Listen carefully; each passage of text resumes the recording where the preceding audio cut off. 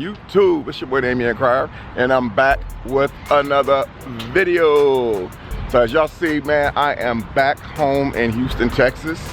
I actually just got back home. I actually got home yesterday, but I stopped off 2 hours shy of making it back to Houston so I can get some sleep, and then, you know, had to stop at appointment for the Queen, of course.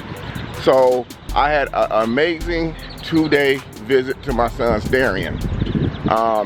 Getting him for a couple of days. You know, I know that it's unsafe to be traveling, but I had to take advantage of this. You know, kids been out of school right now, even though it is a bad time for everyone. And I know that we shouldn't be out like this, but I'm like this right here. I don't want to live in fear. I will never, ever, ever live in fear. And it was well worth me going to see my son because I am an older gentleman and I never know when it's going to be my last day. So it was well worth the visit. On the way back home to Houston yesterday, I got a message saying that it's kind of weird because I wanted Damion to come to Houston until school started back. And his mom was telling me no because he still had homework that he was doing online, or they were mailing homework to the house. So I didn't know how that was going to play out. So on the way back to Houston yesterday, I ended up getting a text message from his mom saying, guess what? They canceled school in Indiana for the remainder of the year.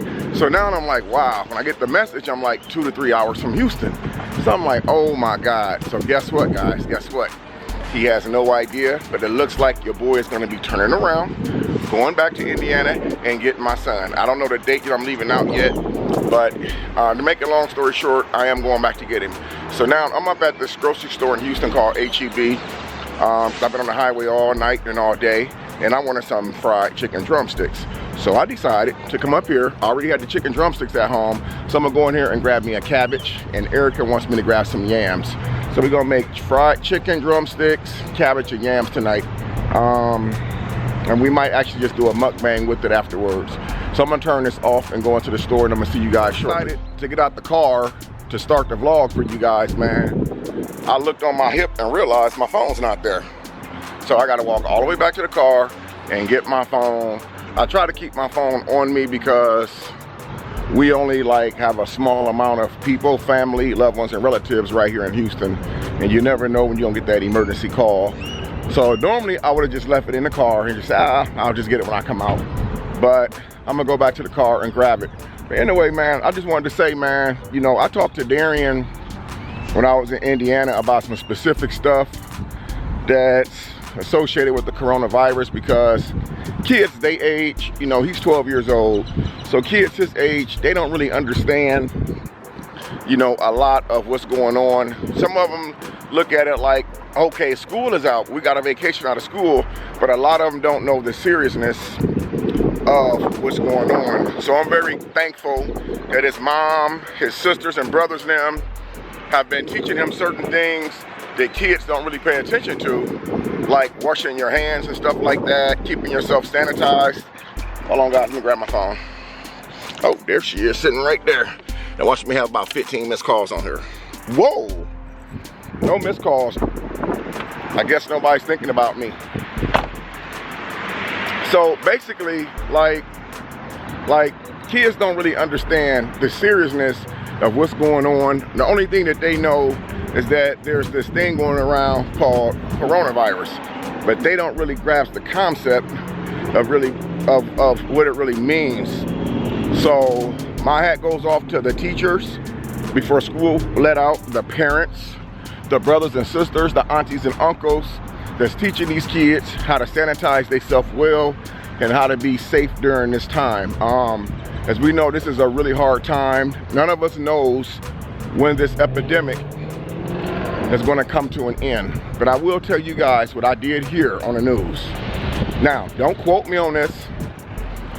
But when I was in Fort Wayne, I was watching the news, one of the local news channels, and Donald Trump had came on the news, and he was letting the American citizens know that the next 2 weeks are going to be the deadliest 2 weeks since this coronavirus took effect on all of us.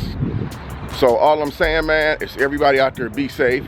And I know it's probably weird coming from me, man, that every time that you guys see me, I'm out here with a camera in my hand vlogging what I'm doing. But I'm playing it safe too. As y'all see, I got my face mask on. I got bottles of sanitizer in my pocket as well inside the car. The store right here, you see the police officers out there?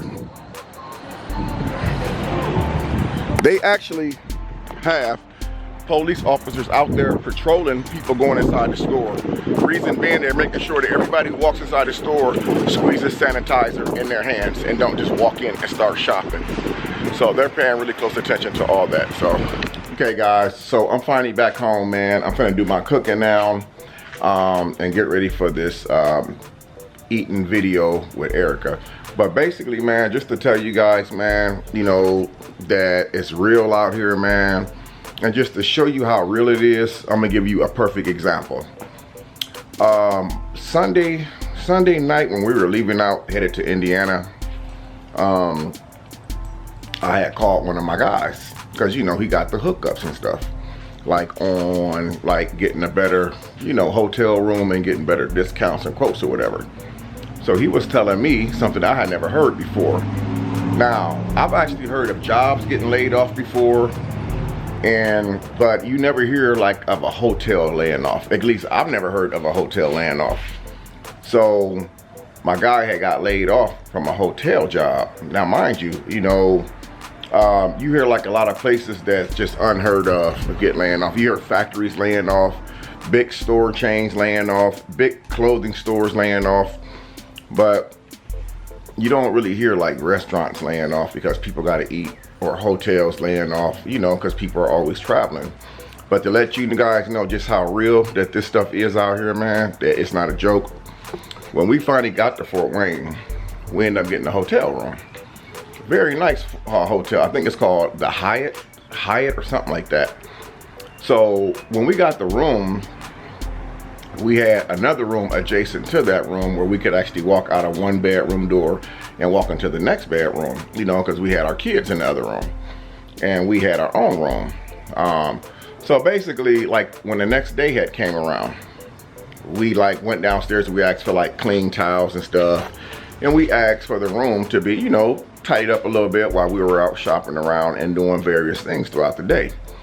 And the lady at the front desk told us, we're gonna give you some towels and some sheets. You make your own bed up and get your own towels and stuff. I mean, you know, you have to just retidy your room up yourself because we're not doing it. But she wasn't nasty or rude to me when she said it. It's just that when she said it, I realized just how real things is. They said they laid off over half of their workforce staff at the hotel. Housekeeping people, people who do the cleaning. They canceled all like breakfast foods, where they still had breakfasts, but like danishes and stuff that was like wrapped up and stuff. I don't know if you guys know what griddle cakes are. It's like the little griddle, like the pancake on the bottom, pancake on the top, like a little sausage in the middle, and it's actually pretty good.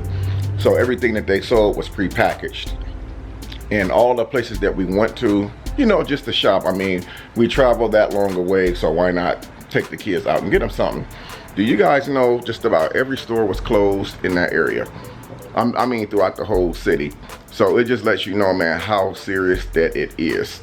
I went to visit a few relatives, but a few relatives would not, you know, open their door to nobody, not even me, because everybody's scared. And we know that it's real, but sometimes you have to actually see it to know that this is real reality. And sometimes you have to see it through somebody else to know that this is real, man. So I'm just saying to everybody out there, man, stay prayed up, man. Check on your loved ones, man. Check on your loved ones, man.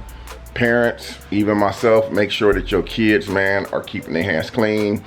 Everybody's, you know, kind of bored right now because, you know, you can't really do anything but stay in the house. So since I'm back in Houston now, I decided that I'm going to be quarantined. I'm going to take this more serious and stop all this extra running around out here, because you know, all it takes is just one incident to start coughing or having them chest pains or start having them symptoms. And then sometimes it can be too late when those symptoms hit you, because it's like we all are aware of what's going on. And so, like I said, I know I'm one of the ones who's not taking the necessary safety precautions that I need to take. So from today on, today is Friday. I think March 3rd or March 4th. I'm not quite sure, but it's either one or two of those days I just mentioned.